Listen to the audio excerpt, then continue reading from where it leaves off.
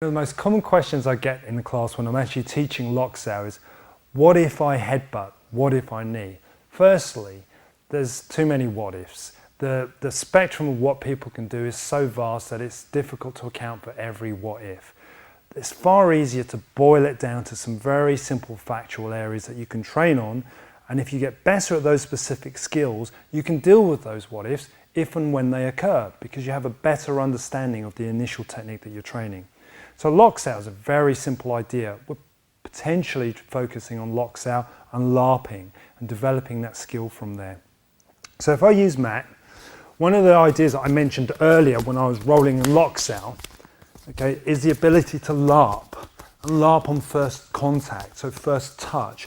Because primarily what a good Wing Chun fighter wants to be able to do, as soon as he feels contact, is to be able to respond to that, to be able to touch. So from a self-defense scenario, if someone is probing and putting his hand forward or even pointing forward, that scenario gives me the ability to respond quite quickly on what I feel. I don't think about it. I simply, one, respond to it on what I see and what I feel, but it's the first contact, it's not the delay. So I've got to emphasize this because I don't want you at home to misunderstand the point I'm trying to make. It's not the fact that he puts his arm forward and I respond, it's the fact I don't delay. I go like that. As I feel it, I respond. So as soon as he puts his arm, it makes contact, I respond. And obviously from there, as I respond, bang, I hit the guy and I respond back in a very clear, powerful manner. It's not the delay. What most people tend to do when they get into confrontations, they panic. Someone probes a punch or put their arm forward and they tense. They panic and then they try to respond.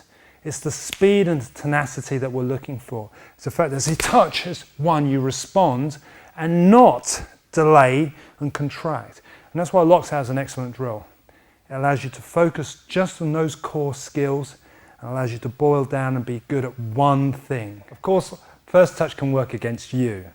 If someone puts their hand forward, there's an easy response for them to grab hold of you. If I just put my hand forward, it's quite innate for someone. If I put my hand forward to grab, just put your fingers on the middle of my hand. I can just grab. It's a natural reflex. He touches me, I'll grab. He touches me, I'll grab. So why, if you think about this, can't he apply the same skill to me? Of course he can. If he has his arms up and I put my hand forward to respond, he can LARP against me. So Lok Sao has another aspect to it. Training Laap Sao and Lok Sao is more of a double-edged sword because when I take his arm, I want to take it quickly and sharply. I don't take it in a slow manner. I take it quickly because, as I already said, roll again. From this position, just turn your hand and create the LARP. Bang. So if I'm slow, okay, and I hit forward, it's quite easy for him to trap and control me. So when I LARP the arm, I respond quickly. I take the arm and I take it quickly. I take it quickly, take it quickly. One of the things you mustn't do when you take the arm is roll the fingers inwards. It's quite a common mistake for beginners to make in most training, especially earlier in this training. What they tend to often do is to roll in. The problem with that is you're not controlling the hand and he can hit up and hit through with often speed and power with his fingers, fists straight up into the face. It's quite disconcerting for a new student. So what you do when you LARP is you go forward and you turn your fingers up a little bit like a motorcycle grip. You're gripping, accelerating and turning the hand like so. So as you're rolling, you're going forward and keeping your fingers and hand in an upright position.